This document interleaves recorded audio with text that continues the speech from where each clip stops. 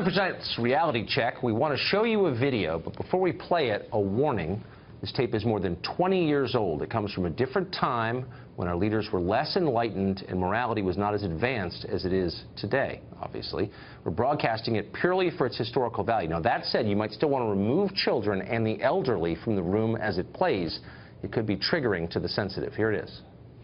That's why our administration has moved aggressively to secure our borders more, by hiring a record number of new border guards, by deporting twice as many criminal aliens as ever before, by cracking down on illegal hiring, by barring welfare benefits to illegal aliens. The jobs they hold might otherwise be held by citizens or legal immigrants.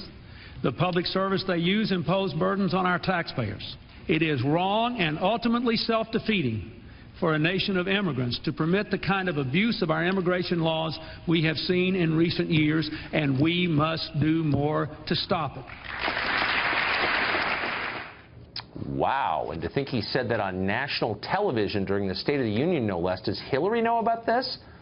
President Clinton used the highly offensive term illegal alien. Criminal aliens were referred to as, quote, criminal aliens, and he warned that illegal aliens take the jobs of American citizens and take a toll on public services. He bragged about increasing deportations. In other words, the Bill Clinton of 1995 told the truth about immigration plainly and without apology. That was a very different time and a very different Democratic Party, one that cared about the country it governed. The party would never tolerate such hate think today, nor would the media. It's too clear and easy to understand, and therefore people might be persuaded by it. Speaking of Clintons, they're under investigation yet again. Set your clock by it. The Senate Judiciary Committee is launching a probe into Hillary Clinton's actions while she was Secretary of State. According to the Daily Caller News Foundation, which first reported the story in April, Clinton pressured government officials in Bangladesh to drop a corruption investigation of Muhammad Yunus, a businessman and Clinton Foundation donor. Peter Schweitzer is the president of the Government Accountability Project. He's also the author of Clinton Cash and Throw Them All Out, two great books, and he joins us tonight. So, Peter, what's the substance of this investigation? What are they looking for?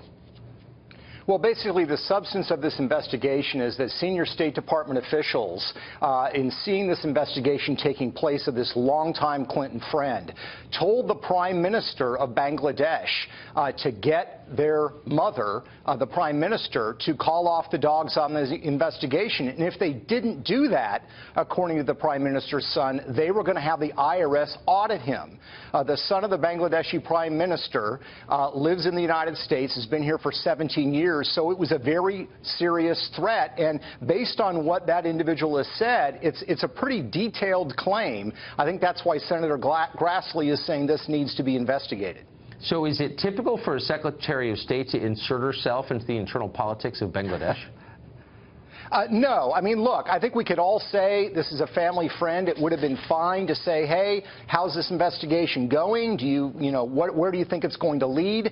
But to essentially be charged with sicking the IRS on foreign government officials and their families for these purposes is way beyond the pale. And unfortunately, Tucker, it fits the pattern of the kind of behavior that the Clintons engage in, which is using government power as a tool and a cudgel against the opponents or people that are looking for wrongdoing that's taking place either by them or by their powerful friends. Right. As anyone who works at a non-liberal foundation in D.C., whose tax-exempt status was held up by Lois Lerner, can tell you firsthand. So what about the broader investigations into the Clinton Foundation's activities? Are they ongoing? Will they be? What's the status?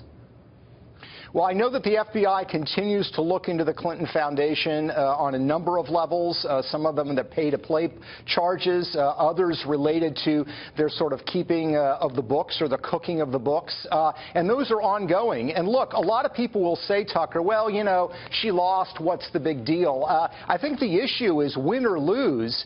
If this kind of behavior is allowed to go on, and it's not even investigated by federal authorities, it just encourages this kind of behavior by the political class, whether they're Republicans or Democrats. So I've said from the beginning there needs to be either an independent counsel or there needs to be a grand jury to look into these charges so they get aired and looked at once and for all, and we can either put this to rest or we can have a trial where charges are actually brought.